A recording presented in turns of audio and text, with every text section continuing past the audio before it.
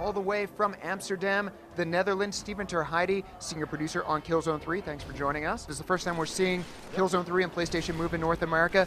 How's it work exactly? Well, what we try and do is make it as intuitive as possible, because for us the Move is a great option. Use the Move controller to point at the screen, and if you get near to the edges of the screen, camera starts rotating.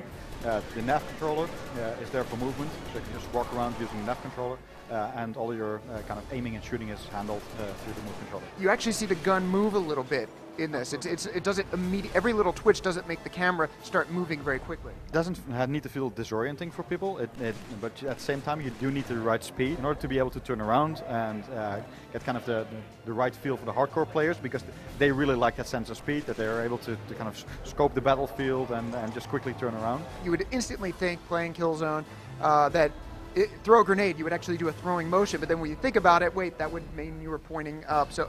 Well, the thing is, obviously we've got all the same buttons that we have with a DualShock, so all the functions are still there, but we can now do gestures as well. So it feels really intuitive to, if you've fired off a couple of bullets and you want to do a reload, just a quick flick of the wrist and you reload. Grenade throwing was something different, because indeed everybody thinks that that's a good way to throw a grenade, but you want to be able to aim where you're throwing your grenades. What we did is you press L1, take out a grenade, start cooking it, and then you can still aim where you want to throw it, release L1, and you throw your grenade. Let's segue from the Move to multiplayer.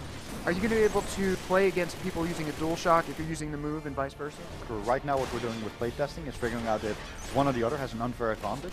Obviously what we've got now in Killzone 3 is matchmaking. One of the filtering options that we have obviously is to say Move control people, you play with Move control people, DualShockers with DualShockers. What things are going to be different for the seasoned Killzone 2 veteran? For one, we're bringing vehicles. It's a long-standing fan request. We want to see vehicles in Killzone.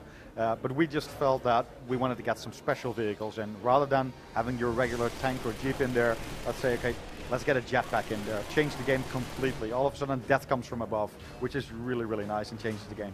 At the same time, the exoskeleton, one of the favorite vehicles in Killzone 2, the big mech that you could walk around, that's now available in multiplayer as well. We've rewritten our career system from the ground up, so no longer do you have to play through the entire game and progress until you finally get to unlock that sniper rifle and that scout badge. You now actually get to choose that right from the beginning. Obviously we're introducing things like brutal melee in there, we've got move support, 3D support, all those things are in multiplayer as well. Clearly tons to talk about with multiplayer, but now that we have a date, we know we're going to be playing this, everyone's going to be playing this less than 6 months from now, February 22nd. Steven Terheide, thanks for coming all the way out halfway across the world to talk to us about Killzone 3, and we'll be talking again soon. Absolutely.